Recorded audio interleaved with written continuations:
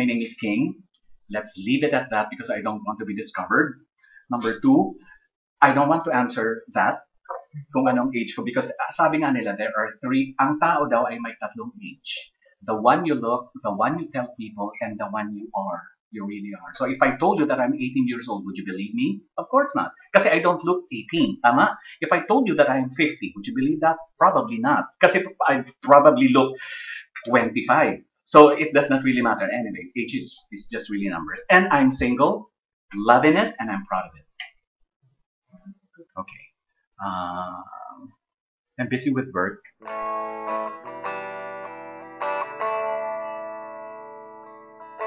I'm a principal for the principal for student affairs, which means that everything outside of the academics would be under my office.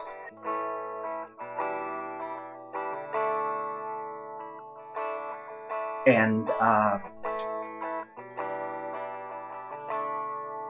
nursing, the clinic and medical services would also be under my office because I'm a nurse by profession.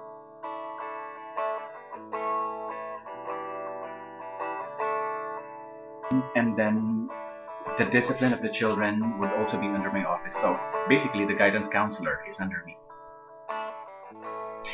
Pinagkakagastosan, a lot.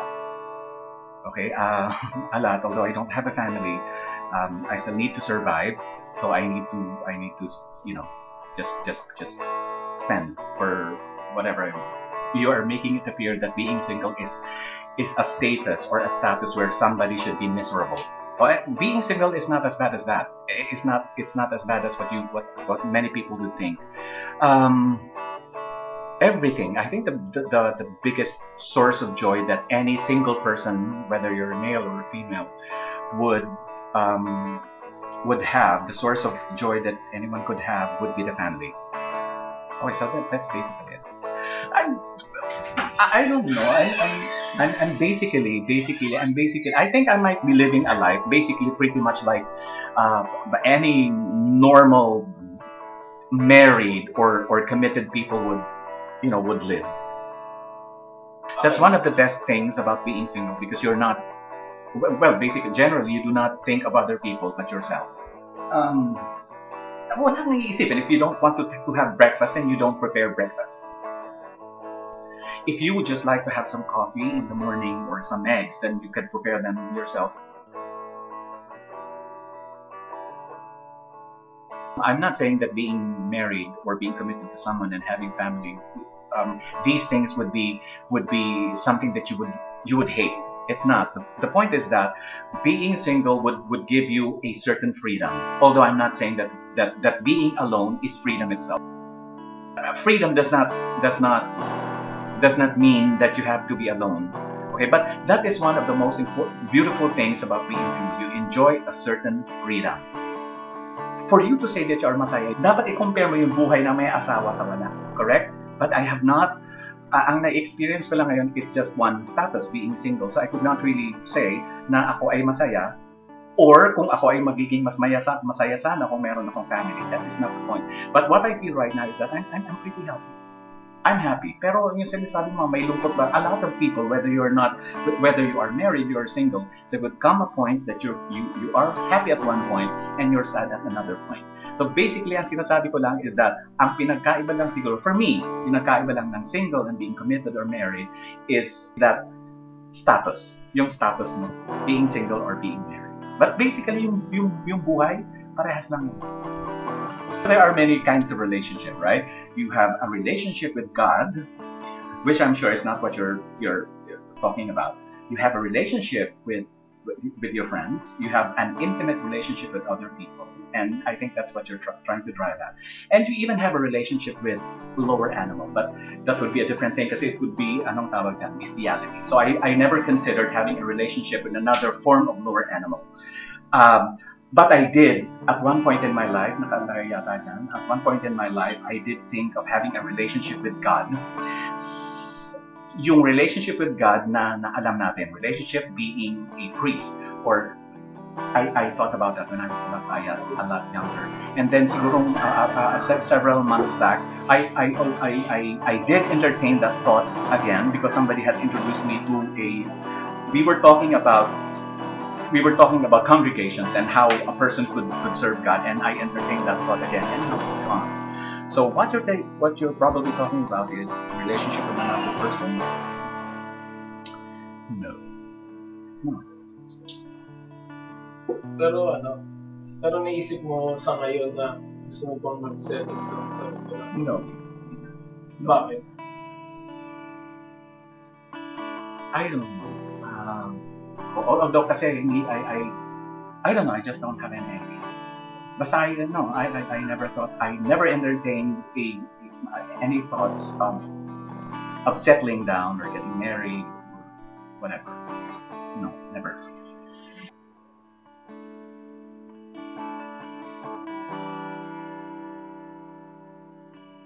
Nothing pushed me.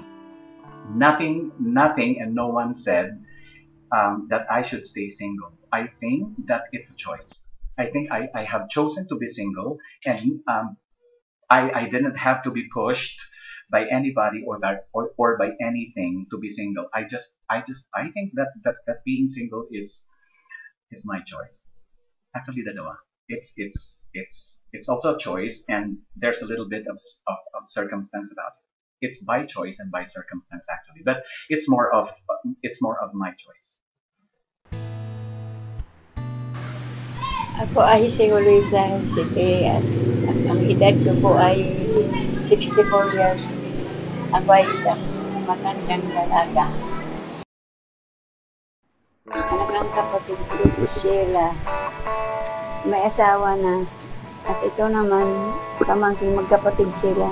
High school pa lang, second year high school. Sa Muntinlupa din nag-aaral sa Christ School din siya. Itong dalawa, yung dalawang makukulit yan. Yung dalawa. At yung dalawa naman na matanda ay kapatid ko, matanda sa akin. Yung natutulog sa kayo. Ito yung kuya namin na nawawala hanggang ngayon. Nawawala pa mula ng July. Umalis lang yun nung July 5. Umalis lang, lumabas dito, lumabas sa kabilang gate. Hindi naman, nagwawalis-walis lang, hindi na nga namin pinapalabas dahil matanda na. Saka, yung bang may ulianin na nagkaroon siya ng, kasi nung stroke siya. Nagkaroon yung kanyang isip ng hindi na niya masyadong nakikilala. Nandito sa bahay, nag-aalaga ng mga bata, aking sundo sa school. Yung dalawang bata sa umaga, yung isa. Kasi yung isa, alas 6 ang pasok, yung mas malaki. Yung pangalawa, alas 12 naman ng tanghali.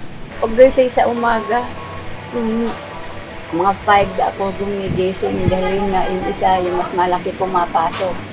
Paghahanda ko na ng pagkain niya sa umaga, damit, pagkain, almusal niya, tapos damit. Tapos yan, papasok kami. Lakad din lang yun, hindi kami sumasakit.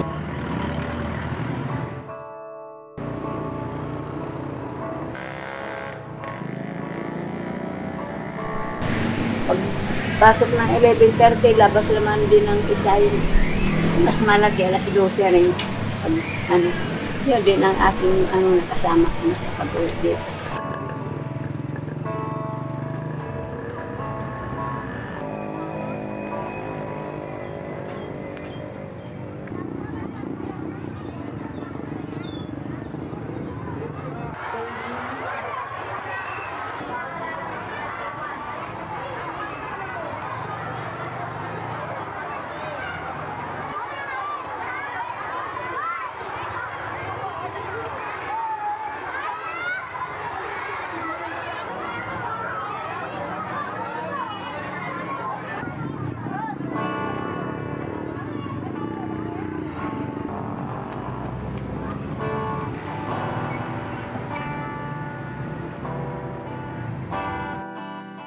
Ano yung mga bagay na nagpapasaya sa inyo? Yung mga gawain, yun lang naman ang mga gawain lang dito sa bahay kasi kami lang naman.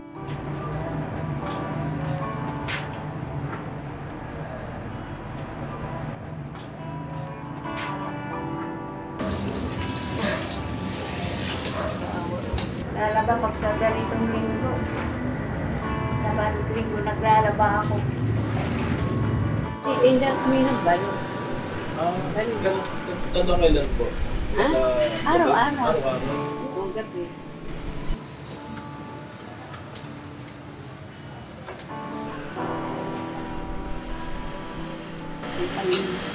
Hanggang alas 12 ng gabi.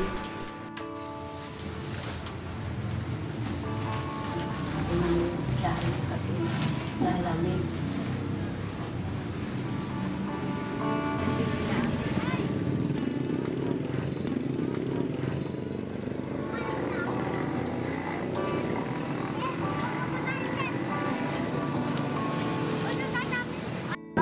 Yun sa pagtitinda nyo po ng balot, umasa po kayo na makikita nyo yung nawawala nyong kapatid? Oo, maaga. Dahil minsan pag iniintay namin, baka sakali sa ating gabi man, hati dito ng taga-barangay, gano'n. Kaya kami na magtinda ng balot. Para kung sakali, kung mayroon man magtawag na maano namin yung kapatid namin. Dito na kami makikita. Kaya yun, nagtataga kami magtinda. Masaya pa rin po ba kayo o Masaya rin, kaya lang parang kulang. Siyempre, wala yung kapatid namin. Lagi namin na kailan darating. Noong bata pa ako, nagkaroon ako ng boyfriend. Kaya lang, pumunta ng Amerika, hindi na bumalik ang ganan. Pero tumawag pa rin yan dito sa amin sa telepono. Ang sabi, pero na, wala na rin dahil December 2000, hindi naman dumating. Wala na rin ako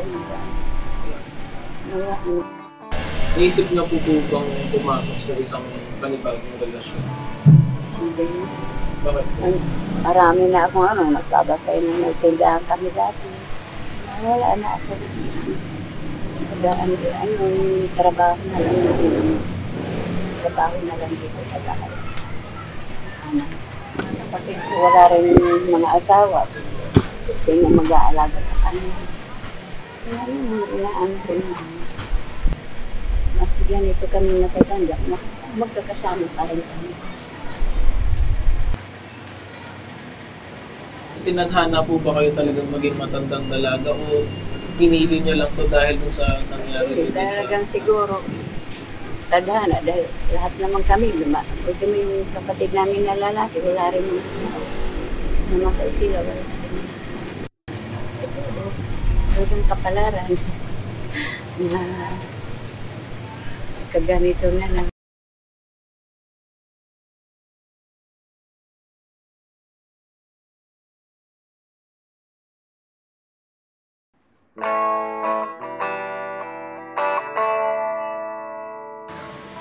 Ako ay si Luisa City. My name is King, Ako ay isang matandang dalaga. and I'm single, loving it, and I'm proud of it.